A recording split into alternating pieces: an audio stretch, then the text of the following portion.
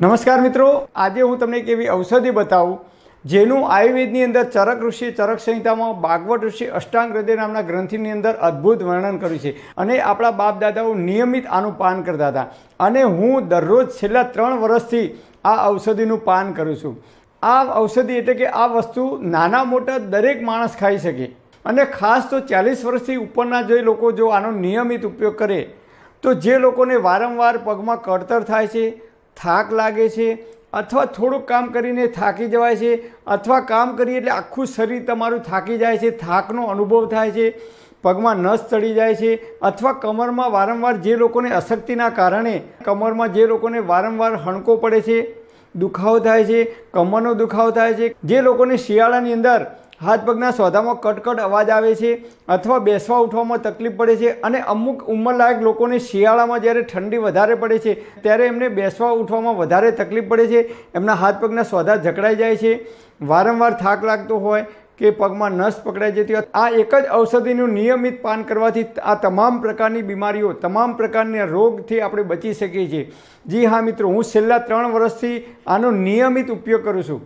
ભૂખ્યા પેટે પણ ખાઈ શકાય, જમ્યા પછી પણ ખાઈ શકાય, જમવાની સાથે પણ લઈ શકાય, સવારે ચાની અંદર પણ આનો ઉપયોગ કરી શકાય। હું 3 ટાઈમ આનો ઉપયોગ કરું છું। સવારે ચાની અંદર પણ ઉપયોગ કરું છું, બપોરે ભોજનની અંદર પણ ઉપયોગ કરું છું। આ મારો ટિફિનનો ડબ્બો છે, હું દરરોજ ટિફિનની અંદર આ વસ્તુ લઈને જાઉં છું અને નિયમિત રેગ્યુલર ખાઉં છું અને આજે મારી ઉંમર 52 વર્ષ થયા છતાં મને પગમાં કળતર થતી નથી, હાથ પગમાં દુખાવો થતો નથી, અશક્તિ આવતી નથી, પગમાં ક્યારેય નસ પકડાતી નથી, ડાયાબિટીસ, હાઈ બીપી, કોલેસ્ટ્રોલ, મને કોઈ દિવસ માથું દુખતું નથી, કોઈ દિવસ મને પેટમાં ગેસ થતો નથી, એસિડિટી તો જિંદગીમાં ક્યારેય થઈ નથી। એટલે તમામ પ્રકારની બીમારીઓથી તમારે બચવું હોય તો હું મારો જાત અનુભવ તમને રજૂ કરું છું। આયુર્વેદની અંદર આપણા ઋષિઓએ આનું અદ્ભુત વર્ણન કરેલું છે અને આપણા બાપ દાદાઓ નિયમિત આનું પાન કરતા હતા, સેવન કરતા હતા। એટલા માટે આપણા બાપ દાદાઓ વડવાઓ 100 વર્ષ સુધી તંદુરસ્ત અને નિરોગી જીવન જીવતા હતા। તેઓ સવારે ખેતરમાં જતા, હળ લઈને કે પાવડો અને ટોકર લઈને કામ કરતા છતાં એ લોકોને થાક લાગતો નહોતો, મતલબ કે એ લોકો આ વસ્તુનું નિયમિત પાન કરતા હતા। સવારે આપણા બાપ દાદાઓ જે લોકો ખેત મજૂરી કરતા હતા એ લોકો દરરોજ આ વસ્તુનું સવારે સેવન કરીને જતા તો બપોરે 12-1 વાગ્યા સુધી તેઓ 5 કલાક કે 6 કલાક કામ કરતા છતાં એમના શરીરમાં થાકનો અનુભવ થતો ન હતો અને તેઓ 100 વર્ષ સુધી તંદુરસ્ત અને નિરોગી જીવન જીવતા હતા। તો આપણે આ વસ્તુનો ધીમે ધીમે ઉપયોગ બંધ કર્યો છે। તો આ વસ્તુનો જો આપણે નિયમિત ઉપયોગ કરીશું તો હું તમને ગેરંટી આપું છું કે જીવન જીવો ત્યાં સુધી તમારા પગમાં ક્યારેય કળતર નહીં થાય, તમને થાક નહીં લાગે, વારંવાર અશક્તિ નહીં આવે કે પગની અંદર અશક્તિના કારણે નસ પકડાઈ જાય છે તો નસ પણ નહીં ચડી જાય।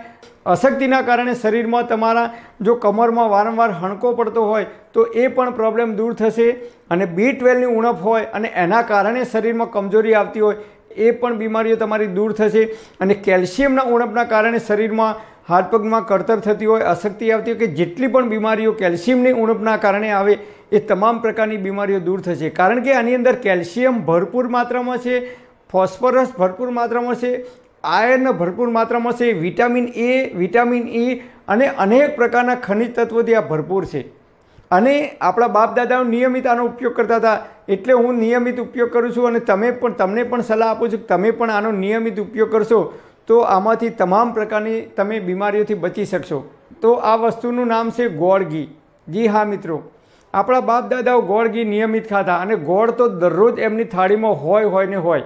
તમે જુઓ, જે લોકો ખેત મજૂરી કરે છે, મહેનત મજૂરી કરે છે, પાવડોની ટોકર લઈને મજૂરી કરે છે એ લોકો દરરોજ ગોળનું સેવન કરશે અથવા ગોળ ઘીનું સેવન કરશે। કેમ? તો ગોળ ઘીથી શરીરમાં એનર્જી આવે છે, ઇન્સ્ટન્ટ એનર્જી આવે છે અને તમને થાકનો અનુભવ થતો નથી। બીજા દિવસે સવારે ખેતરમાં જઈને કામ કરવું હોય એટલી જ તાકાતથી તમે કામ કરી શકો છો। ઓરિજિનલ દેશી ગોળ લાવવાનો, કેમિકલ વગરનો। આજકાલ આપણે ગોળ ઘી ખાઈએ છીએ પણ સફેદ ગોળ ખાઈએ છીએ, કેમિકલવાળો ગોળ ખાઈએ છીએ, એની અંદર ભરપૂર માત્રામાં કેમિકલ હોય છે। એ સફેદ ગોળ ખાઈ અને આપણે આપણા શરીરની અંદર ધીમું ઝેર, મતલબ કે જે કંઈ એની અંદર દવાઓ, જે કંઈ એની અંદર કેમિકલ નાખવામાં આવે છે એ આપણે કેમિકલ કહીએ છીએ અને દેશી ઓરિજિનલ શુદ્ધ ઘી 1850 રૂપિયાથી 2000 રૂપિયે 1 લીટરનો 1 કિલોનો ભાવ છે। એ દેશી શુદ્ધ ઘી ઘરે જાતે બનાવેલું જ હું વાપરું છું। બજારમાંથી જે ઘી આવે છે 600 કે 700 રૂપિયે કિલો, એ ઘી આપણે વાપરવાનું નથી। કારણ કે એ કદાચ ભેળસેળવાળું હોઈ શકે, કદાચ એ ડુપ્લિકેટ હોઈ શકે, અથવા કદાચ એની અંદર કોઈ કેમિકલ નાખેલું હોઈ શકે. એટલા માટે એ 600 કે 700 રૂપિયામાં 1 કિલો મળે છે. એટલે એ ઘી ખાવાથી કદાચ આપણા શરીરમાં ફાયદાની જગ્યાએ નુકસાન થઈ શકે છે.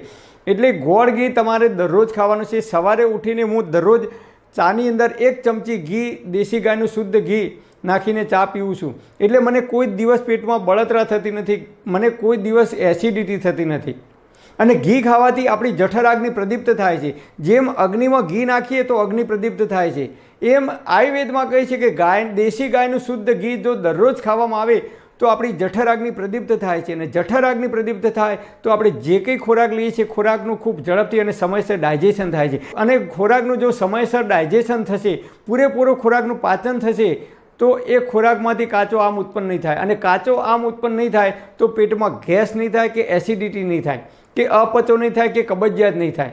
એટલે આટલા ફાયદા થશે. અને પૂરેપૂરું ડાયજેશન થશે ખોરાકનું, તો આપણા શરીરનું ઇમ્યુનિટી સિસ્ટમ પાવરફુલ થશે, તો આપણી રોગ પ્રતિકારક શક્તિ પાવરફુલ થશે. અને રોગ પ્રતિકારક શક્તિ જો આપણી પાવરફુલ થશે તો આપણે જલ્દીથી બીમાર નહીં પડીએ. કોઈપણ પ્રકારનો વાયરસ હશે, બેક્ટેરિયા છે, તો આપણું બોડી એને રિકવર કરવામાં અથવા એની સામે લડત લડવામાં સક્ષમ બને છે. અને હાથ પગમાં કળતર થવાની કે બીજી કોઈ સમસ્યા નહીં થાય. તો હું દરરોજ ગોળ અને ઘી ખાઉં છું. તો તમે પણ દેશી ગાયનું શુદ્ધ ઘી અને ઓરિજિનલ જે સેંકડી કલરનો ગોળ આવે છે એ ગોળ આપણે દરરોજ ખાવાનો છે. ગોળની અંદર એક ઘી નાખવાનું દેશી ગાયનું, અને બીજી વસ્તુ છે ચપટી સૂંઠ પાવડર ઉમેરવાનો.